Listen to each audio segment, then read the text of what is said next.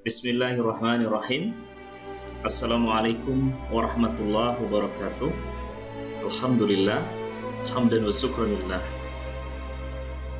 Bapak dan Ibu yang saya hormati, peserta pembekalan ujian dinas tingkat 1 dan 2 tahun 2020.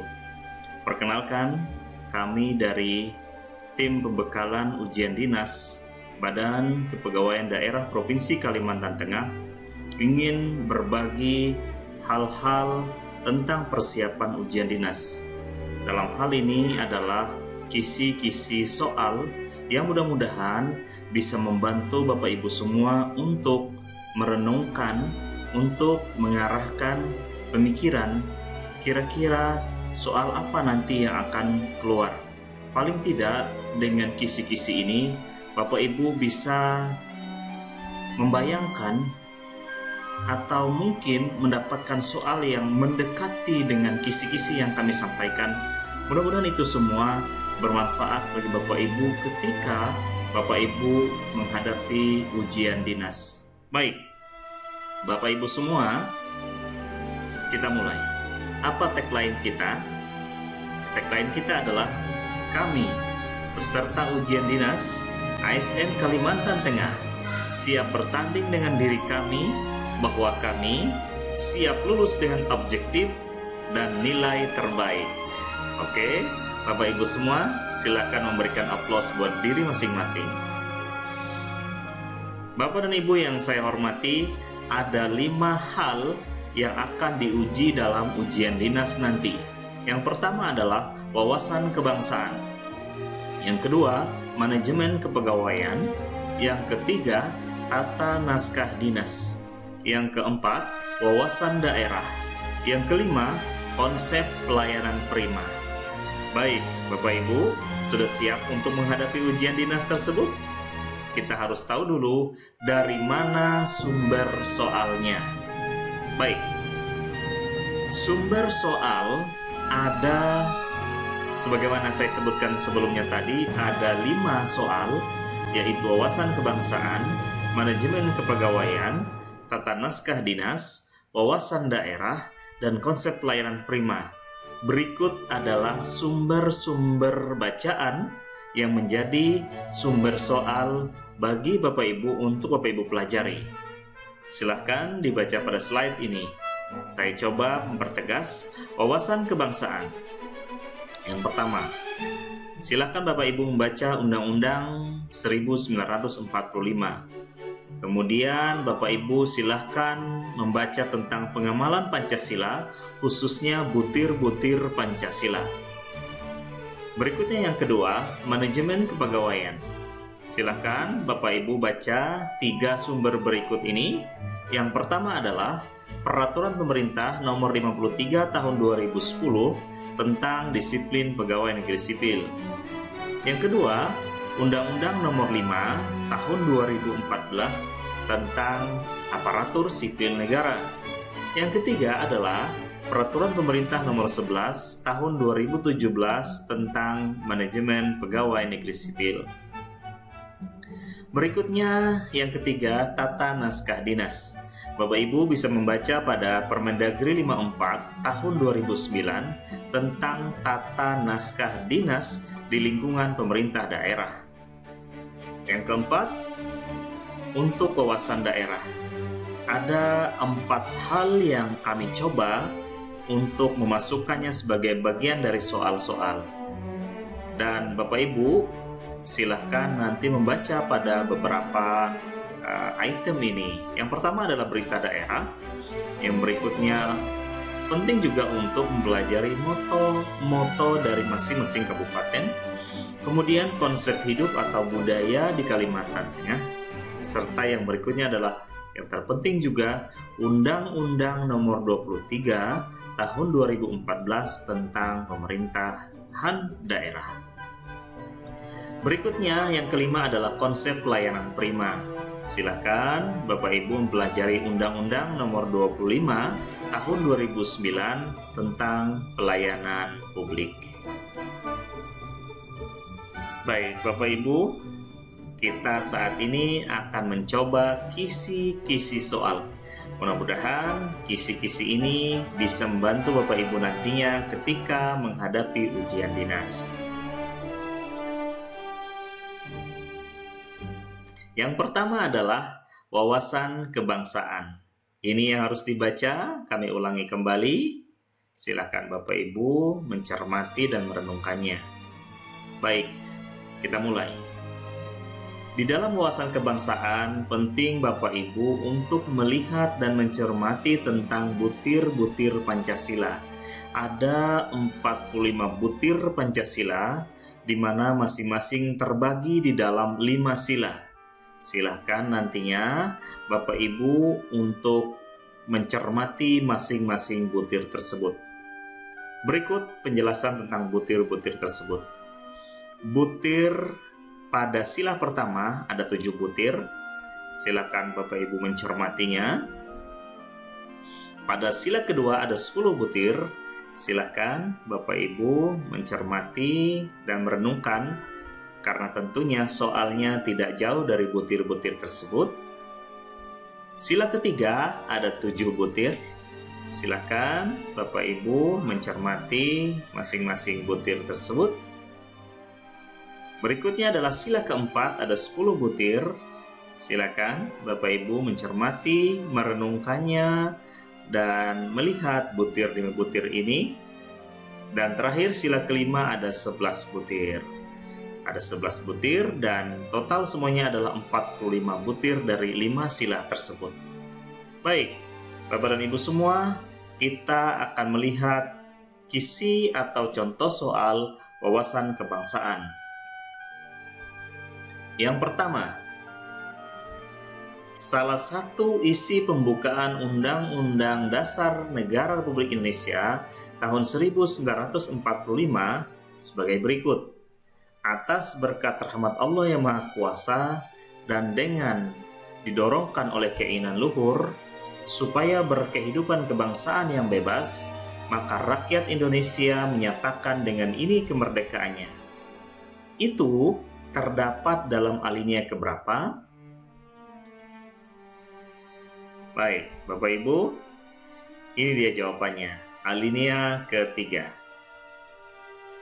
Soal yang kedua, berdasarkan Undang-Undang Dasar Negara Republik Indonesia tahun 1945 mengenai bentuk dan kedaulatan negara, salah satu pasal menyatakan bahwa negara Indonesia adalah, kira-kira apa jawabannya? Iya, jawabannya adalah negara hukum. Berikutnya, nomor 3. Usul pemberhentian presiden dan atau wakil presiden dapat diajukan oleh Dewan Perwakilan Rakyat kepada Majelis Permusyawaratan Rakyat hanya dengan terlebih dahulu mengajukan permintaan kepada. Apa jawabannya? Jawabannya adalah Mahkamah Konstitusi. Berikutnya, nomor 4. Berdasarkan Undang-Undang Dasar Negara Republik Indonesia tahun 1945 mengenai pendidikan dan kebudayaan, pemerintah memajukan ilmu pengetahuan dan teknologi dengan menjunjung tinggi. Apa kira-kira jawabannya? Baik, jawabannya adalah nilai-nilai agama dan persatuan bangsa. Yang kelima, mengembangkan sikap hormat menghormati dan bekerja sama dengan bangsa lain adalah pengamalan dari sila. Apa Bapak dan Ibu semua? Jawabannya sila kedua, kemanusiaan yang adil dan beradab. Baik, Bapak dan Ibu, kita lanjutkan. Soal nomor 5. Silahkan dibaca. Oh, mohon maaf, soal nomor 6 maksud kami. Silahkan dibaca. Kira-kira apa jawabannya? Iya, jawabannya adalah A. Berikutnya soal nomor 7. Silakan Bapak Ibu baca dan renungkan. Kira-kira apa jawabannya? Jawabannya adalah C. Persatuan Indonesia. Berikutnya soal nomor 8. Menurut Bapak Ibu, apa jawabannya? Ya, jawabannya adalah D. Keadilan sosial bagi seluruh rakyat Indonesia. Berikutnya soal nomor 9. Kira-kira apa jawabannya? Jawabannya adalah D. Desentralisasi. Nomor 10. Apa jawabannya? Baik, jawabannya adalah C. Insinyur Soekarno. Nomor 11. Bapak Ibu lihat tulisan merah itu menandakan atau ada penekanan di sana. Yang bukan termasuk lembaga negara. Saya ulangi, yang bukan termasuk lembaga negara. Apa yang bukan? Ya, jawabannya adalah D. Nomor 12. Kita mengenal istilah nawacita. Maka sebutkan yang bukan menjadi bagian dari nawacita tersebut. Jawabannya adalah C. Meningkatkan perdagangan dunia melalui impor pangan. Nomor 13. Semboyan Bhinneka Tunggal Ika. Baik, bagaimana penerapannya? Jawabannya adalah B. Bekerja sama antara pemeluk yang berbeda. Nomor 14.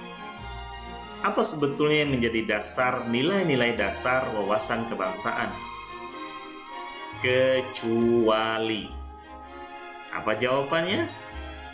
Keinginan untuk disintegrasi. Nomor 15.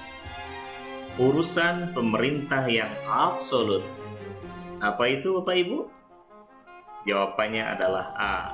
Hankam, moneter, justisi, politik luar negeri, dan agama. Soal nomor 16. Bagaimana ciri-ciri mental yang sehat? Kecuali. Jawabannya adalah C. Individual. Nomor 17. Apa yang dimaksud dengan absolut? Ya, absolut berarti mutlak. Kalau di sini kita akan melihat makna mutlak itu pada kekuasaan yang tidak terbatas atau D. Berikutnya 18. Lembaga yang berwenang untuk menguji undang-undang terhadap undang-undang dasar adalah, jawabannya B. Mahkamah Konstitusi. Nomor 19. Landasan konstitusional sistem administrasi Negara Kesatuan Republik Indonesia adalah, jawabannya Undang-Undang Dasar 1945. Terakhir, nomor 20 dari soal wawasan kebangsaan atau kisi-kisinya, wujud pengamalan sila keempat Pancasila dalam kehidupan sehari-hari berdasarkan butir yang Bapak Ibu telah pelajari adalah B. Tidak memaksakan kehendak kepada orang lain. Baik, Bapak dan Ibu semua, demikian kisi-kisi untuk wawasan kebangsaan. Sekarang kita masuk ke bagian yang kedua, manajemen kepegawaian. Bapak Ibu silakan membaca 3 sumber bacaan sebagaimana terdapat pada slide atau video yang kami tayangkan. Ini soal pertama, apa jawabannya? Undang-Undang Nomor 5 Tahun 2014. Soal yang kedua, regulasi manajemen PNS. Silahkan, apa jawabannya? PP 11 Tahun 2017. Jabatan eselon 2 memiliki sebutan lain. Apa sebutannya? Jabatan pimpinan tinggi. Yang keempat, silakan dibaca, disebut sebagai apa Bapak Ibu? Sistem merit. Yang kelima, baik Bapak dan Ibu semua, apa jawabannya? Lembaga pemerintah non-kementerian yang diberi kewenangan melakukan pengkajian dan pendidikan dan pelatihan ASN. Kita mengetahui ini dan mengenalnya dengan Lembaga Administrasi Negara. Yang keenam, sekelompok jabatan yang berisi fungsi dan tugas dan seterusnya dalam rangka pelayanan fungsional, mereka disebut juga dengan jabatan fungsional tertentu atau JFT. Ini dia soal nomor 7. Apa jawabannya? Ya, C. Soal nomor 8. Apa kira-kira jawabannya?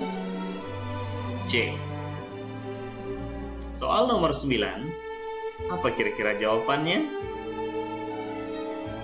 B. Badan Kepegawaian Negara. Soal nomor 10, apa kira-kira jawabannya? Sekolah Kader A. Soal nomor 11, yang bukan termasuk kompetensi. Apa jawabannya? C. Fungsional. Soal nomor 12. Sebutkan cara mengembangkan kompetensi. Baik, ada 4 pilihan. Tentu salah satu adalah yang paling benar. Atau mungkin salah satunya yang benar. Bapak Ibu? Ya, seminar. 13. Apabila PNS melanggar disiplin dengan tingkat hukuman disiplin berat, maka jenis hukumannya adalah apa jawabannya? Diberhentikan tidak dengan hormat sebagai PNS. Baik, nomor 14. Jabatan administrasi pengawas setara atau setingkat dengan jabatan apa Bapak Ibu? Benar sekali, jabatan eselon 4. Terakhir, nomor 15 untuk bagian manajemen kepegawaian, fungsi dan peran dari pegawai ASN kecuali. Apa jawabannya? Aktif dalam organisasi politik. Karena kecuali. Baiklah Bapak Ibu semua, kita masuk pada bagian ketiga, tata naskah dinas. Silakan nanti mempelajari Permendagri 54 tahun 2009 tentang tata naskah dinas di lingkungan pemerintah daerah.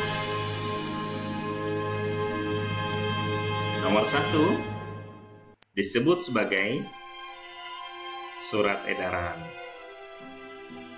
Nomor 2 silakan dibaca, disebut dengan perangkat daerah.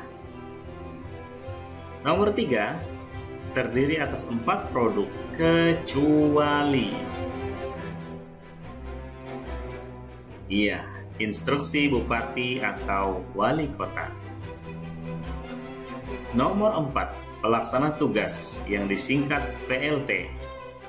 PLT diangkat dan berlaku paling lama 1 tahun. Stempel untuk naskah dinas menggunakan tinta berwarna ungu. Penulisan nomenklatur itu hadir dengan terbitnya regulasi dalam kaitannya dengan perubahan-perubahan adalah PP 18 tahun 2016. Nomor 7. Salah satu naskah dinas yang wajib tersedia sebagai bahan penting dari kegiatan rapat adalah daftar hadir.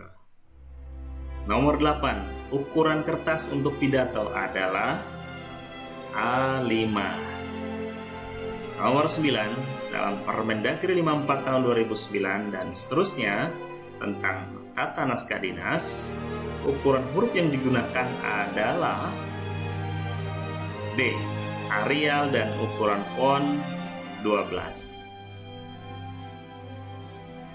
Nomor 10. Atas nama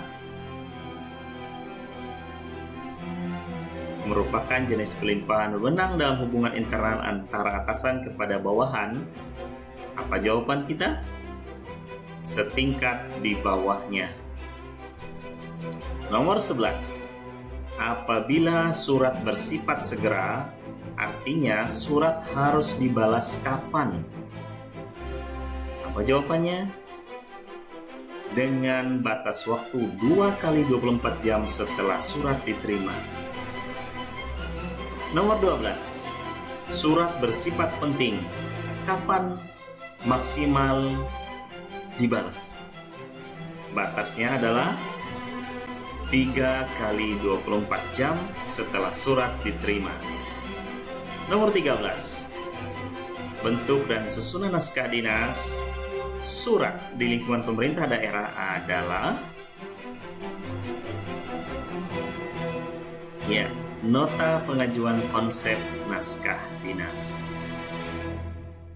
Nomor 14.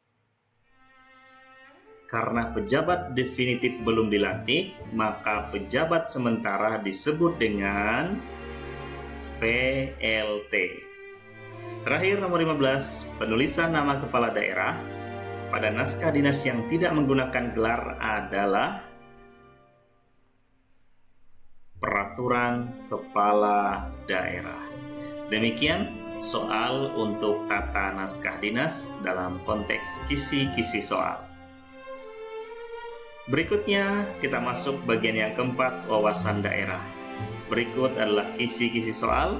Silakan Bapak Ibu membaca pada beberapa sumber seperti berita, moto, konsep hidup, dan Undang-Undang Nomor 23 Tahun 2014 tentang pemerintahan daerah.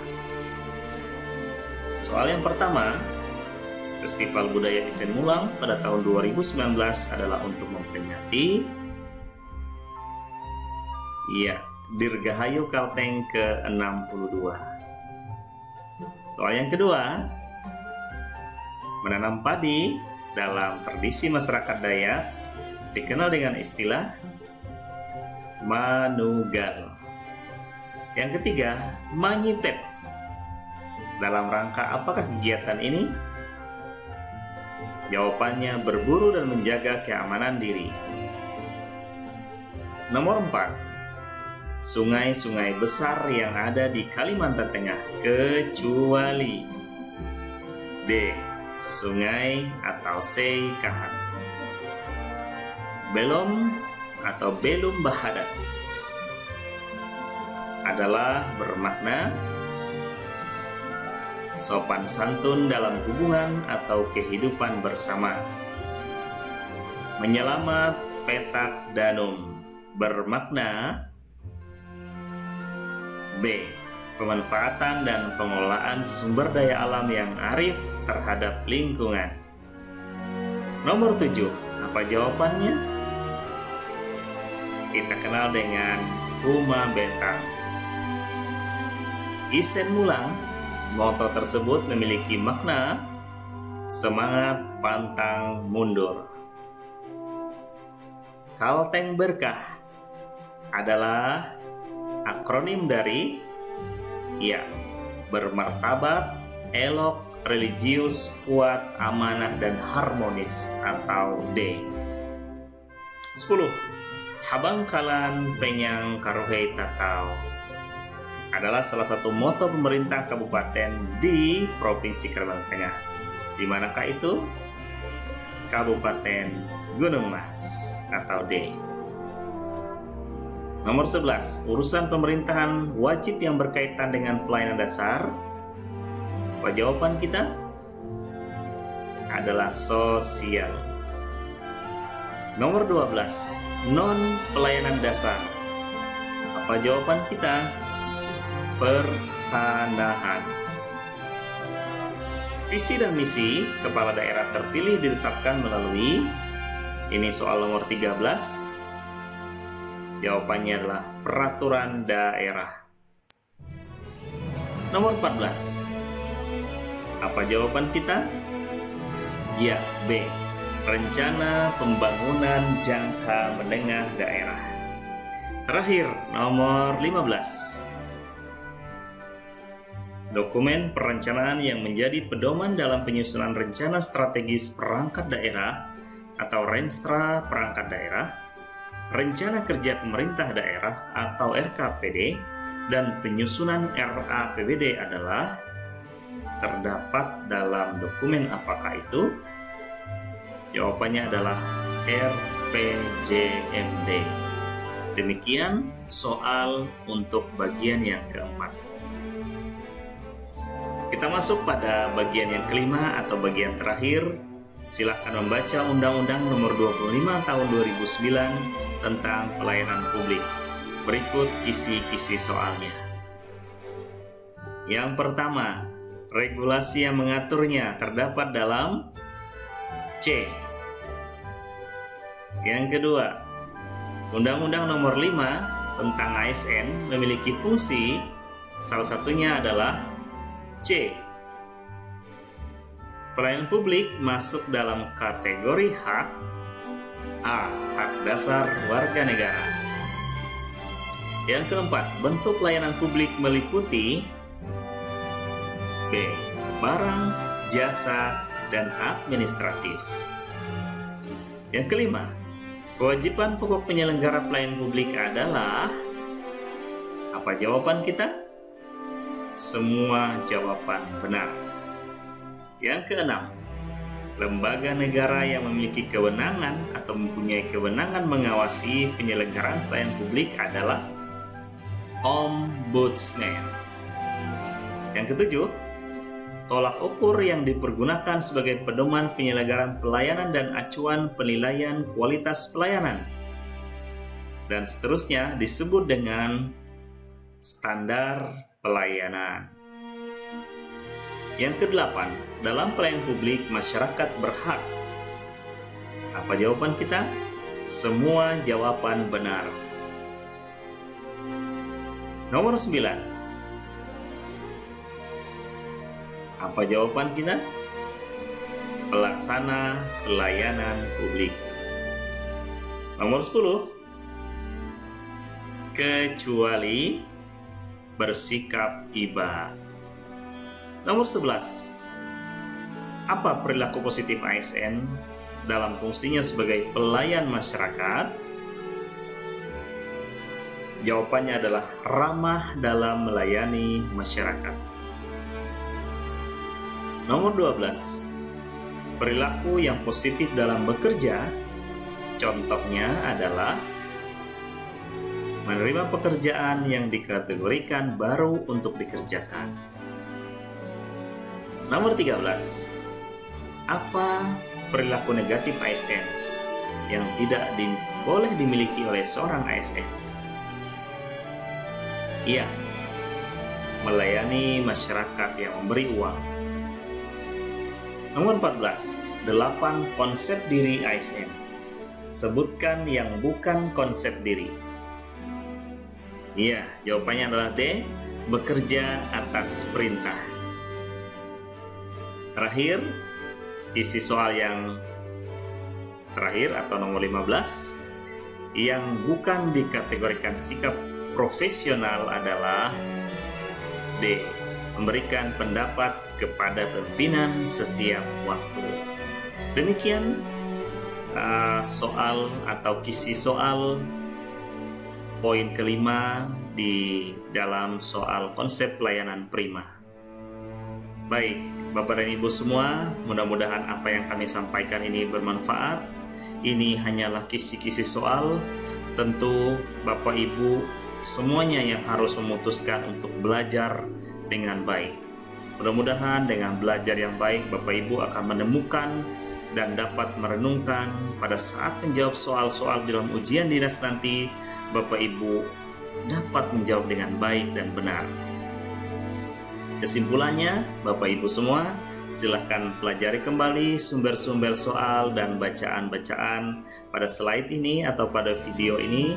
Mudah-mudahan apa yang kami sampaikan dalam kesimpulan ini dapat memberikan keterangan-keterangan yang memudahkan kita semua untuk belajar. Terima kasih Bapak dan Ibu semua, dari kami Badan Kepegawaian Daerah Provinsi Kalimantan Tengah. Selamat pagi. Assalamualaikum warahmatullahi wabarakatuh.